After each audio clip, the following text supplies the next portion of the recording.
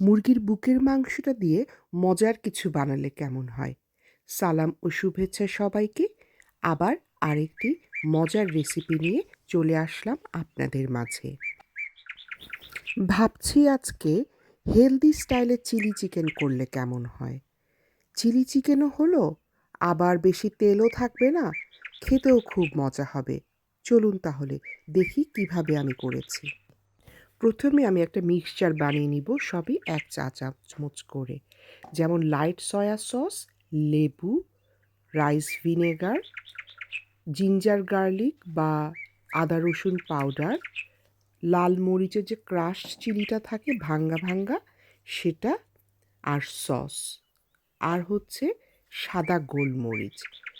এগুলোর মধ্যে আমি পানি দিয়ে তারপর একটা মিক্সচারের মতো বানিয়ে নিব। লবণটা আপনি আপনার স্বাদ মতো দিবেন। আমি যেমন এখানে ১ চা চামচ দিয়েছি। কারণ এই যে সয়া সস এখানেও কিন্তু কিছুটা লবণ থাকে। তারপর আমি মাংসতে আবার লবণ দিব। এজন্য আমার মনে হয়েছে ১ চা চামচই মোর দ্যান এনাফ। আর আপনি ঝালটাও কম বেশি করতে পারবেন আপনার নিজস্ব স্বাদ এবং রুচি অনুযায়ী। এখানে আমি ১ কেজি মুরগির বুকের মাংস কিংবা চিকেন ব্রেস্ট নিয়েছি। এগুলোকে আমি ৪ কোনা করে, করে কেটে তারপর সেখানে ১ চা চামচ পরিমাণ লবণ দিয়ে কিছুক্ষণ আমি রেখে দিয়েছি। তারপরে সেখানে প্রায় ১.৫ টেবিল চামচ আমি কর্নফ্লাওয়ার যোগ করেছি এবং কর্নফ্লাওয়ারটা আমি মাখিয়ে রেখেছি। কর্নফ্লাওয়ার দিয়ে মুরগিগুলো বেশিক্ষণ রেখে দেওয়ার কিছু নেই। এবার এগুলোকে আম ভাজার পালা।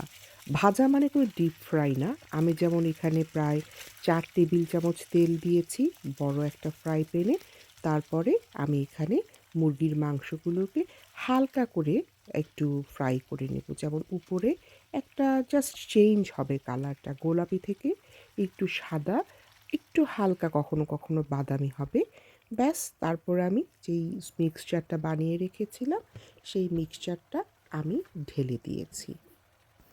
১ কেজি মাংসের জন্য আমি ২টো ক্যাপসিকাম, ২টো লাল পেঁয়াজ, আম আর একটা সাদা পেঁয়াজ আমি ৪ কোনা করে, করে দেখতে পাচ্ছেন শেপটা কেমন, এভাবে আমি কেটে নিয়েছিলাম। তারপরে সেগুলো আমি কিছুক্ষণ পর আমি আবার যোগ করেছি।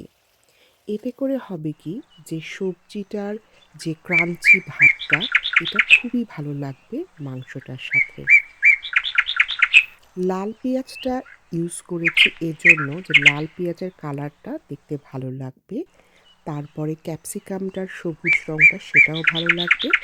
আপনাদের যদি বাসায় আরও ডিফারেন্ট কালারের কমলা, হলুদ, লাল এগুলো থাকে ক্যাপসিকাম সেগুলো ইউজ করতে পারেন, অথবা অন্যান্য আপনাদের ঋতু অনুযায়ী যেই সবজিগুলো অ্যাভেলেবল থাকে সেগুলিও আপনি ইউজ করতে পারেন।